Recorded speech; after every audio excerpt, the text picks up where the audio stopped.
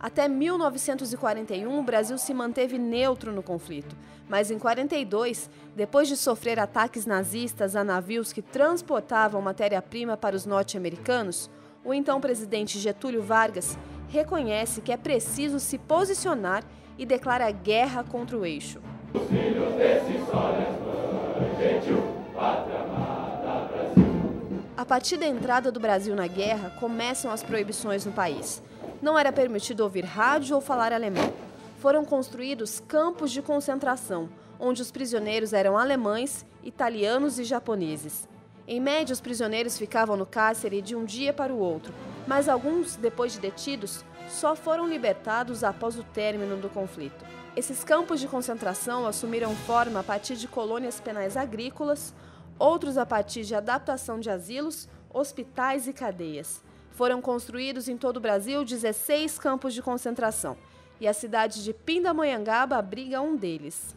Aqui, muitas pessoas foram presas pelo simples fato de serem alemãs, outras por serem simpatizantes ao nazismo e também espiões reconhecidos e suspeitos. Os presos de guerra eram tratados com as regras da Convenção de Genebra, mas há relatos da Cruz Vermelha, que prestava assistência na época, de que alguns detentos se queixavam por ter que usar o uniforme de outros prisioneiros e terem seus horários livres reduzidos. Em alguns campos também eram forçados a trabalhar, e os que se recusavam eram trancados, ameaçados e submetidos a torturas. Além das mudanças dentro do território brasileiro, foram preparados 25 mil soldados brasileiros e enviados 5 escalões para o norte da Itália, que tomaram em 1945 o Monte Castelo, com o auxílio dos norte-americanos.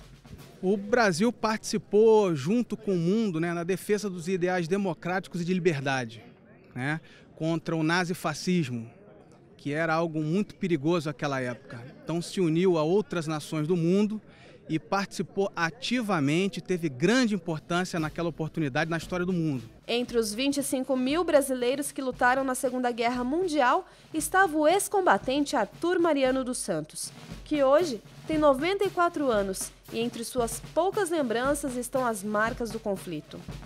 Por o regimento todo, batalhão, Naquele tempo era 3 batalhão completo. Era jovem, era fortinho, tudo animado e coisa. Era perneira, era botina, colote, túnica fechadinha. A Alemanha nazista assinou os termos de rendição em 8 de maio de 1945, declarando assim o fim da guerra na Europa. No entanto, o Japão não havia se rendido oficialmente e havia ainda, por parte dos Estados Unidos, a mágoa do ataque japonês a Pearl Harbor. Então, na manhã de 6 de agosto de 1945, a primeira bomba atômica foi lançada sobre Hiroshima. 3 dias depois, em 9 de agosto, foi lançada outra sobre Nagasaki. Nós somos capazes agora de desenvolver uma arma que é capaz de destruir o mundo. Naquela época, 2 cidades foram destruídas imediatamente. Mas desde aquela época, o que nós temos em matéria de bombas atômicas, não só em termos de cada bomba atômica ser capaz de destruir muito mais do que aquelas empregadas em Nagasaki e Hiroshima, mas a quantidade, o arsenal nuclear que existe no mundo é capaz de acabar com a Terra muitas vezes. As bombas atômicas mataram milhares de pessoas e transformaram as cidades de Hiroshima e Nagasaki em um cemitério a céu aberto. E a nuvem de fumaça selava o mais sangrento conflito de toda a história da humanidade. O fim da guerra era um cenário digno de dor e incertezas.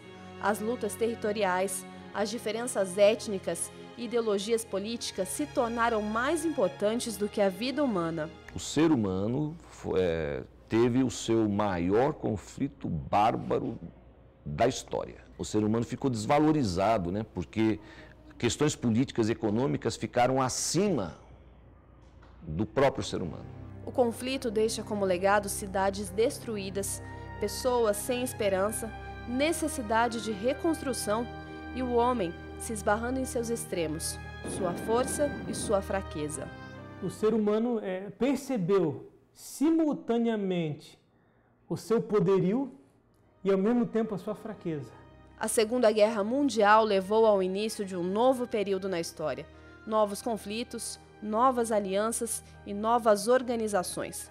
Uma nova maneira de o mundo se relacionar e lidar com as diferenças econômicas, culturais e territoriais.